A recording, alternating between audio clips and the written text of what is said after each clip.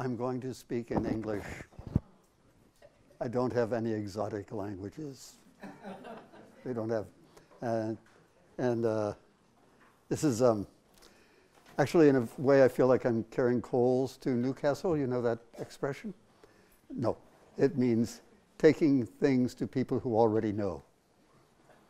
Because I've just arrived, the last day or two, in a city that is absolutely gloriously free of many of the things that I'm complaining about. You have a marvelous, sort of complex network of streets which give people incredible opportunities, get them confused, but opportunities reign very large. So I'm going to discuss a bit about the grid.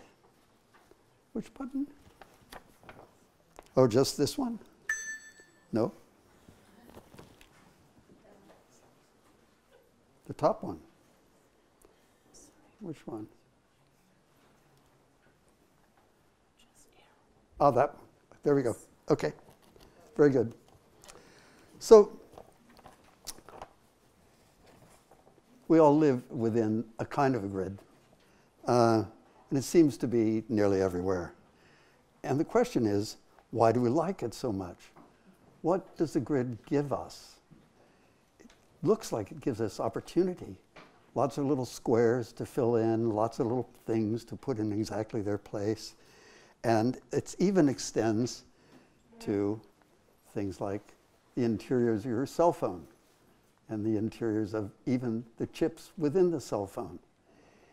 It is the very opposite of what gives us gridlock. Gridlock is really one of the things which is particularly endemic throughout most of the civilized world. You go to Beijing, you go to Hong Kong, you cannot move because of gridlock. Now, a glance beneath the bonnet of an automobile shows you an entirely different organizational strategy, one which is things are directed towards their purpose. And if you take a Google Eye view of a city like Tokyo, or even the vessels in our own hand, we see a very intricate pattern of veins and muscles under our own skin, or the foliage of a tree, which suggests vastly more complex ordering systems, which often function on a level that our human minds can't quite grasp. We perceive order like this at a glance. We impose a virtual grid upon it just through our minds. We only have to infer it, not actually do it. And it gives us a sense of domain, a sense of place, a sense of quietude, hardly a place of dynamics and of activity. So we're looking at different arrangements of cities. And we can see that as far back as Rome and Greece, the monuments in those cities were arranged in a haphazard way. There was no organizing principle whatsoever. It was winner take all. If you could build a bigger building, take more space with it, then you would put it down and arrange your building within a kind of winner takes all, kind of territorial battle. But it's interesting to look within each of those monuments and see, once again, an orderly grid, which is not necessarily born by a philosophical idea, but in fact by a sort of structural analog, along with a sense of needing some order within a particular domain.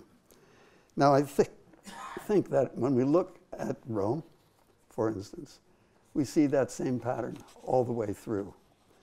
And one has to wonder, where did the grid come from? If these were the centers of power, if this is where actually the emperor had sway, why did he not impose a grid upon it? And with that in mind, I looked at the Roman camps. And they looked like this. When the Roman army went out on an expedition, they imposed a very strict rectilinear grid on their expeditionary camp. Now you can say that's most likely because the quartermaster wanted to keep track of everyone. He wanted to know where everybody was, where the bread went, and where the activities were so that he could marshal them and command them in a reasonable way. So my theory is that the gridded streets of the metropolis in the world actually had their origin way back then. This is in Scotland, a Roman fortress at that point. And you don't see the characteristic European hill town or the, nothing like that. The Roman expeditionary forces went all the way through, establishing very large-scale cities. This is Timgad, which lays abandoned today. And so that generational cycle, the way that cities are born and die, seems to have very little to do with their organizational strategy. This is nearly perfect as a grid, but it's gone. So I think one of the things that's so interesting after the Romans got finished going everywhere in the European realm is this trail of rectilinear city centers, which evolved all the way through. So one could think of the grid as a kind of proto-management tool, a record-keeping device which allowed for easy observation and recording of day-to-day events, or as those camps grew to be the nucleus of cities like this one, enabling, enabling the collection of taxes, very easy, right? Door to door to door, or the disposition of goods and other things. So these are cities, this one in Scotland, this another one in the English territories, with the result that most cities, the patterns of circulation are this way. But then what's unusual is that once the Roman Empire fell and an entirely different manner of city building came about without the master planning brought by the empire, we began to see cities which were more irregular. And finally, coming during the Dark Ages, cities which are now organized around a centralizing principle rather than a uniform kind of dispersion. And these two things are vastly different ways, propose vastly different ways of life.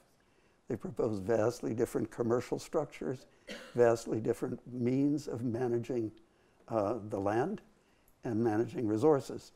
So in the majority of cities then, the circulation patterns were very haphazard, almost a scrum.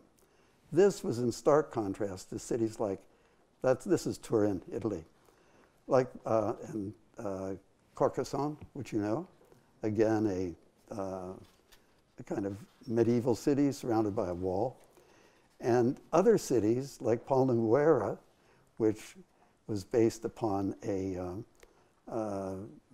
more utopian idea, such as this. And you found that there was a strain of philosophical thought, especially as in this example by Thomas More, which was beginning in an almost psychedelic way to imagine the city, if you were high on something, where the city is actually more organic, and this is a utopian idea. And so we have to contrast the idea of a managed city with the idea of utopian city. And you can see emblazoned in these plans something which immediately says there's great freedom of thought here in utopia, and less so, perhaps, in a gridded city. So this is the late Middle Ages. Thomas More was drawing these. And it also reflected an idea of a conceptual tool as an overall ideological statement, as opposed to simply a reflection of geographical necessities and commercial necessities. So there was a constant now back and forth during the Middle Ages about which is the ideal kind of city. And it found itself, after the invention of geometry and of Tycho Brahe and of the theodolite, in the ability to lay out a city. This is a surveying instrument, among the very, very first. And it turns out that given the instrumentality, you could in fact create a very, very rational, straight-edged city, like this one. This is Palma Nevera. And these cities actually exist and were perfectly planned and endure to this day. One sees those as the result of a technological ability to take your idea into reality. Because if you imagine trying to plot a straight line in a forest on undulating hillsides without an instrument, you're going to meander. You're going to have lines which are not straight. There's no way to get up in the air and look.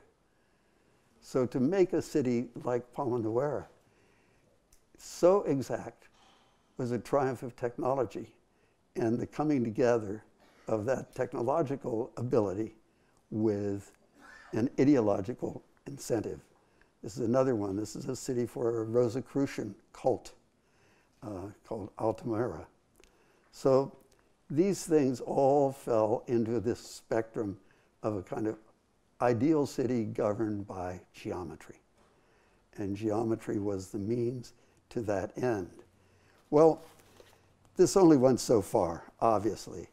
And it wasn't until the early 19th century that leaders and planners were emboldened to take steps to actually begin to revise existing city plans into something which exploited geometry.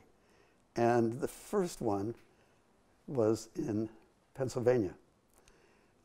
King George, right after the United States was discovered, or it wasn't yet the United States, but George ceded the entire state of what is now called Pennsylvania to William Penn, who was a nobleman and who was the leader of a Quaker cult called whose principles were economy, simplicity, and honesty. And here you see a Quaker meeting house. Their meeting houses, people sat on all four wheels, four sides, and had conversations.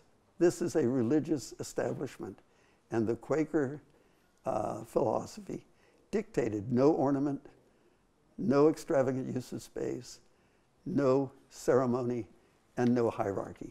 And what do you get? You get a nice square room. Well, Penn took this idea and made his city in exactly that way. This is the city of Pennsylvania, and the colored portion there is the city of Pennsylvania, of Philadelphia. And you can see that the outlining areas are unorganized, and Philadelphia itself has a very, very rigid geometry.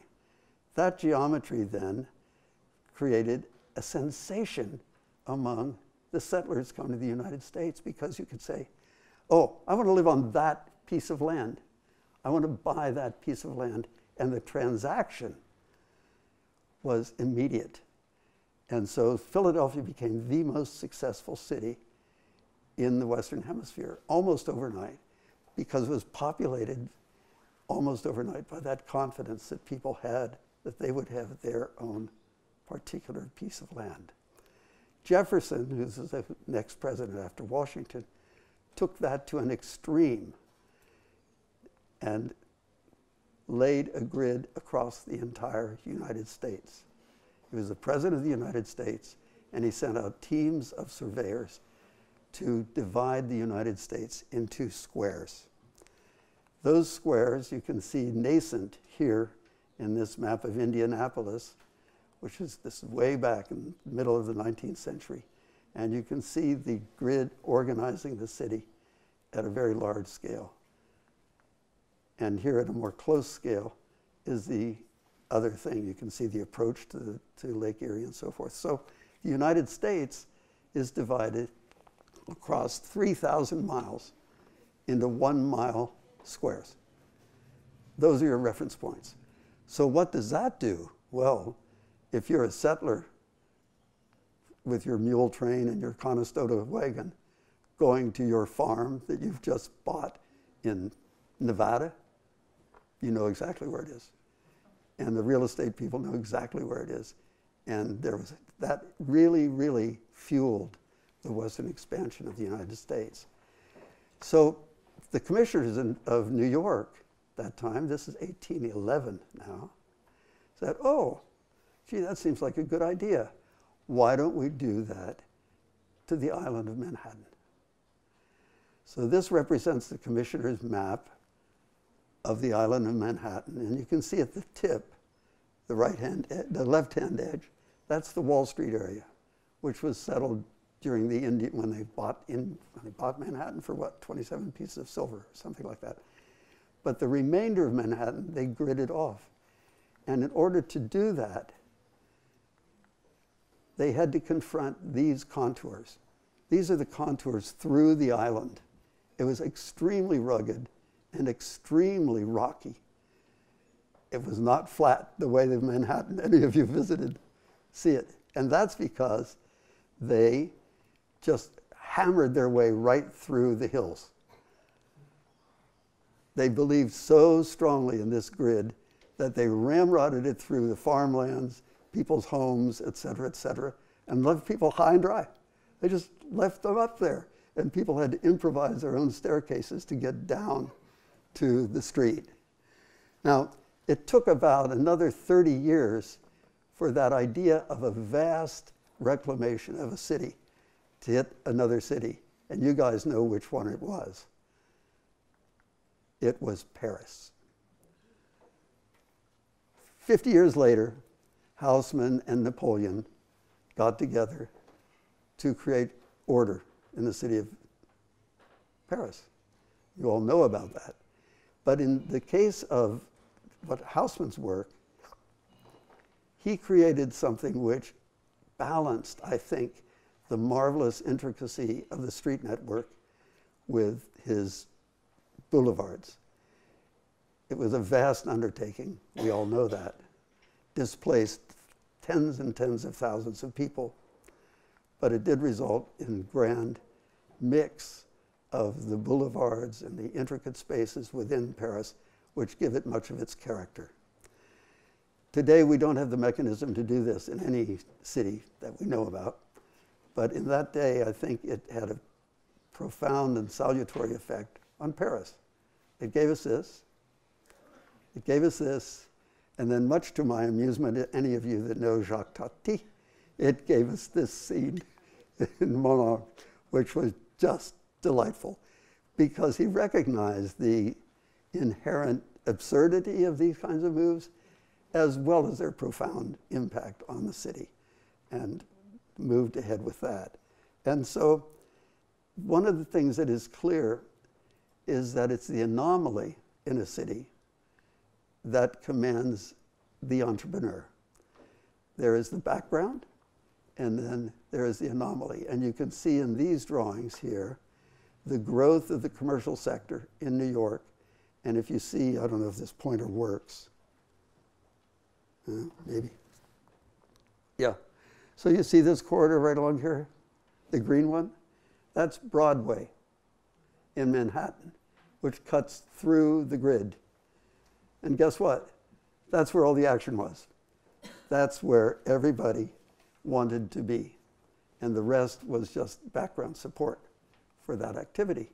And so we can begin to see that cities need to offer opportunities as well as security, so that the grid of Manhattan, with all of its solemnity and all of its regularity, every corner like every other corner, celebrated that path of Broadway through.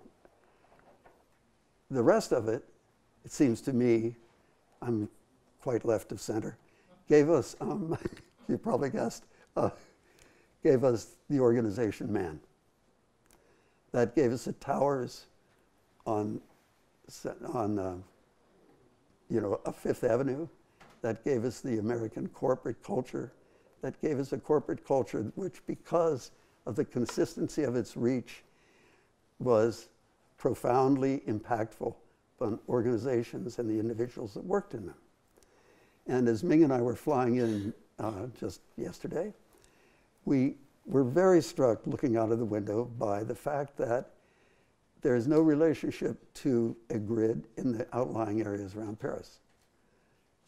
Little villages spring up in irregular plots, and it has a kind of consistency which I, in my mind, equate with a kind of intellectual freedom, with a kind of ability to achieve identity without being part of a larger mass. Now, in New York, the anomalies again gave us very, very important things. And the city then was sort of stable, as was Haussmann's Paris. No one had imagined that these cities were about to become disrupted by the fact that manufacturing had been revolutionized by Thomas Edison and his electric motor, which allowed you to have a machine factory anywhere you wanted it, and by the telephone, which in just a few years, this is 1890, totally reformed the entire system of communication in the gridded city. It enabled you to make jumps from place to place, to make appointments with people in remote areas, and to imagine somewhere immediately close, microseconds away, that was in fact very far away, and began to make social and commercial connections in excess, above the grid and above the activities of the grid. So in a certain way, the telephone became something which brought down the monumentality of the city and brought down the need to make your presence so known among the elements of the grid. This was compounded, I think, by manufacturing schedules, by the time card, by the fact that you needed to be at work at precisely 8 o'clock in the morning and leave at precisely 5 o'clock in the afternoon. The big clock governed everything, and manufacturing processes began with their start and stop time to create what? Rush hour. You got rush hour out of these ingredients, and they were imposed on a city structure which had never anticipated that pulse. The city structures had been built and maintained with a dribble of activity, horseback and so forth and so on, but with no regular start and stop times, so that the lifespan of the city, as represented in the dynamics of its consciousness and of its activities, roamed all over the city at will, as opposed to being where the planners wanted to put it. It was the beginning of, really back then, of the gig economy, which we're in now. So in about 1920, Corbusier visited New York, saw all of this happening, and said, well, that's got to happen in Paris. And of course, he failed, thank God, but the image was so compelling. And you know, this plan was originated by Voisin, who were the luxury automobile manufacturers and who were Corbusier's patrons. So Corbusier, playing towards Voisin, took the city grid as an impetus to create an automobile city with highways and vast areas that would serve the city in a very concerted way. And about the same time, this is quite interesting to me, an American designer, Bel Geddes, was asked to create a visionary city for General Motors at the World's Fair of 1939. And that visionary city and Corbusier's vision combined to create the idea of, well, okay, let's see, the grid, it isn't working so great. We think we should impose a larger circulation system on it. Corbusier's sketchbooks are full of freeway interchanges and little dots showing where the cars ought to go. And Norman Bel Geddes was envisioning an auto-centric city in which there was a pedestrian zone raised above the automobiles as a way of combating the congestion. But of course, neither of those, both of those are in a way repair jobs.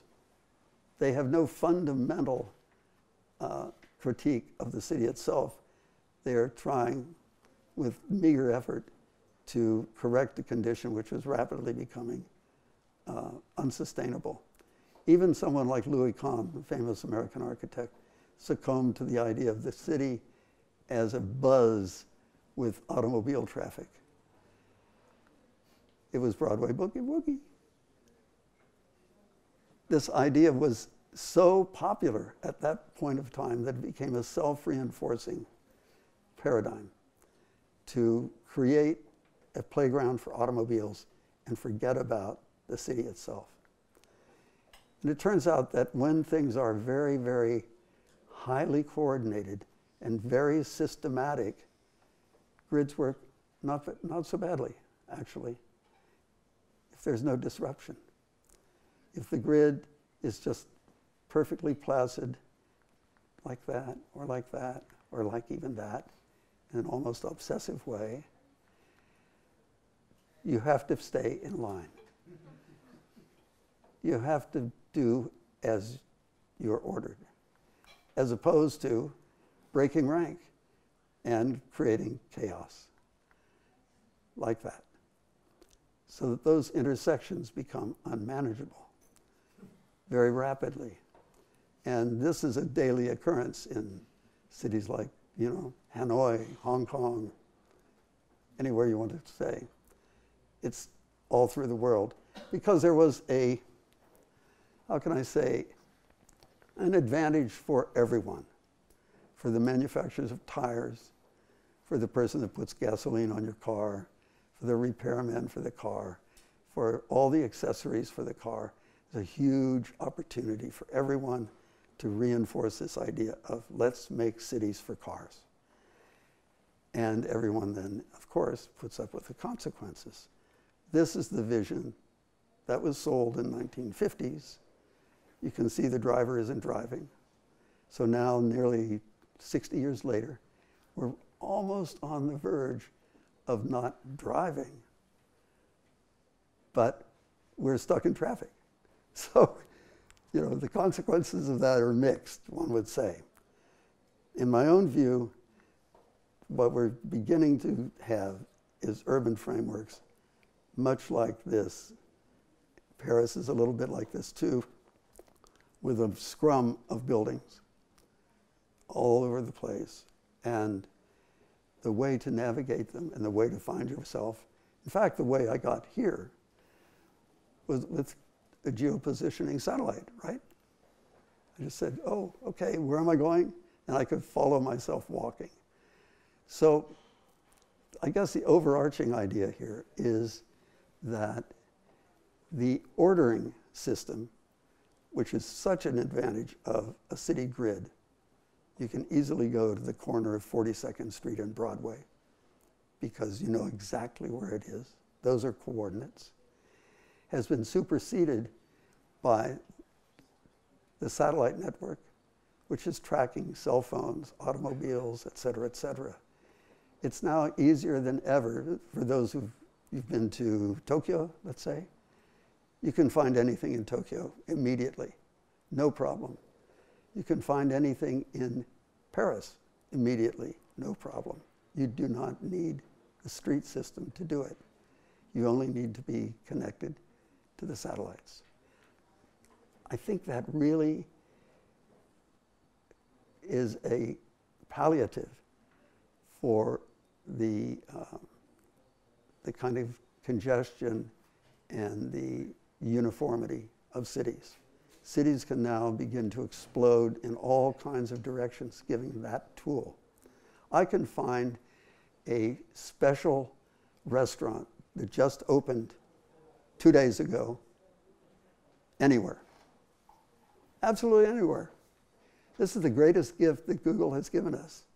And so we're living now in a kind of hybrid situation where we have an antique apparatus that's being sort of supercharged by an overlay of information and communication that will allow us to organize our activities, have remote facilities, communicate without necessarily making the trip